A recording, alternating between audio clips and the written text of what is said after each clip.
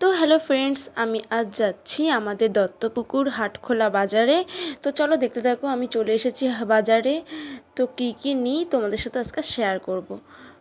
যদি আমাদের এই দত্তপুকুর হাটটা ভালো লেগে থাকে তাহলে অবশ্যই লাইক কমেন্ট শেয়ার করো আর দেখতে থাকো সম্পূর্ণ ভিডিওটি।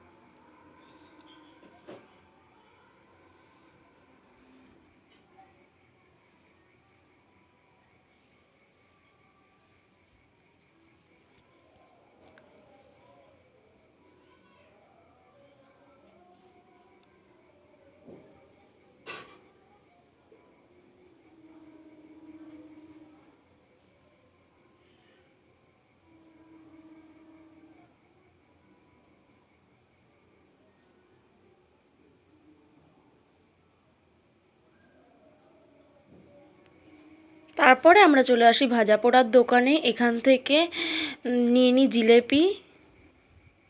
কত সুন্দর লাগছে দোকানটা বলো গাইস। তো চলো দেখতে থাকো।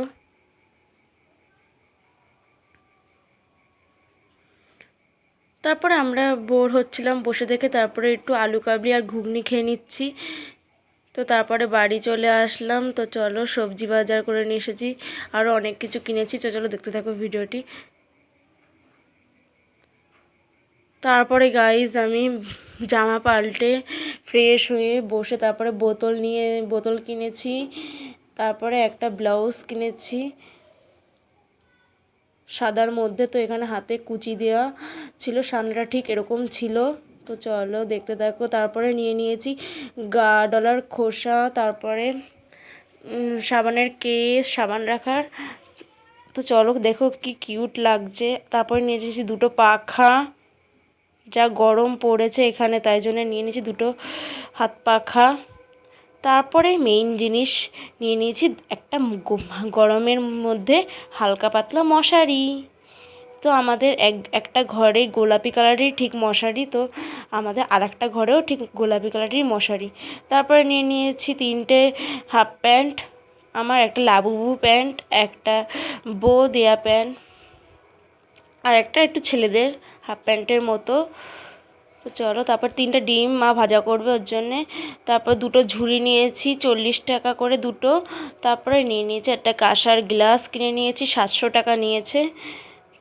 তো চলো দেখতে থাকো কতটাই না সুন্দর লাগছে গ্লাসটা।